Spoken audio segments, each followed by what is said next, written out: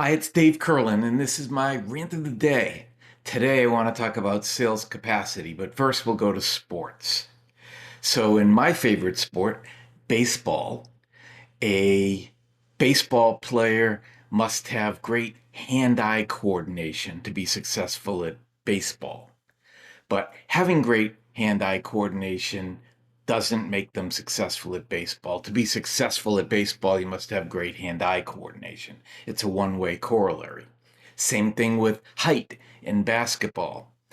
A successful basketball player is tall, but being tall doesn't make them a great basketball player.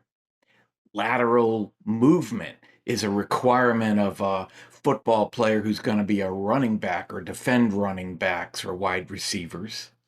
But having great lateral movement doesn't make one a great football player. And we can make analogies for all the sports, but I'm not going to take the time to do that.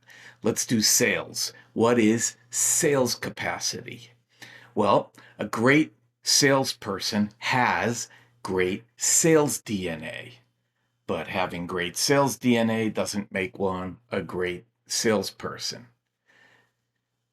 We tend to think about things like selling competencies.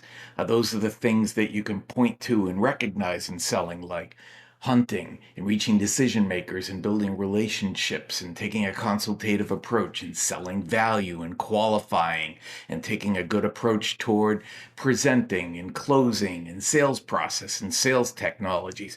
Those are the 10 tactical selling competencies that you can say, yeah, those were important.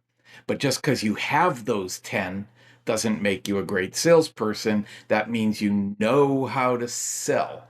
The missing ingredient, sales DNA. That's what gives you sales capacity. Strong sales DNA.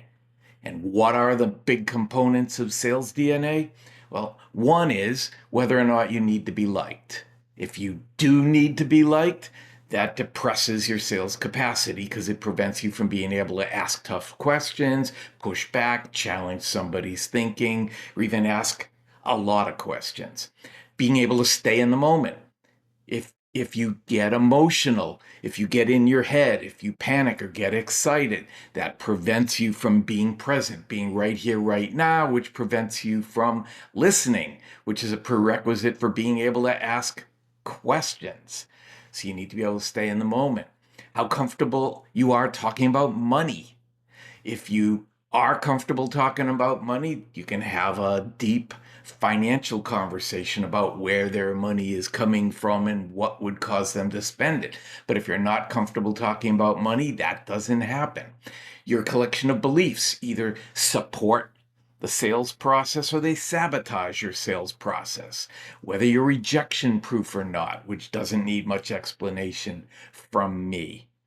And the one that most people don't understand that I created back in the 1980s, buy cycle. It's how salespeople go about their process of making a major purchase. And that includes things like whether they think it over, whether they comparison shop, whether they shop for the best price, whether they do research, how much is a lot of money, whether or not they like salespeople, whether or not they like being sold to. So if those things support selling, then that lends itself to having success as a salesperson. And when those things don't support successful selling, it gets in the way. So when salespeople have strong sales DNA, that's the selling capacity that would support being a great salesperson. And when salespeople lack sales capacity, or in this case, sales DNA, that's what causes salespeople to fail, not the 10 tactical selling competencies. And just to be clear, salespeople can always get better at the 10 tactical selling competencies, but it doesn't matter how good they are at those 10 tactical selling competencies if the sales DNA isn't where it needs to be to provide selling capacity. That was a mouthful. And this is Dave Kurlan, and that was my rant of the day.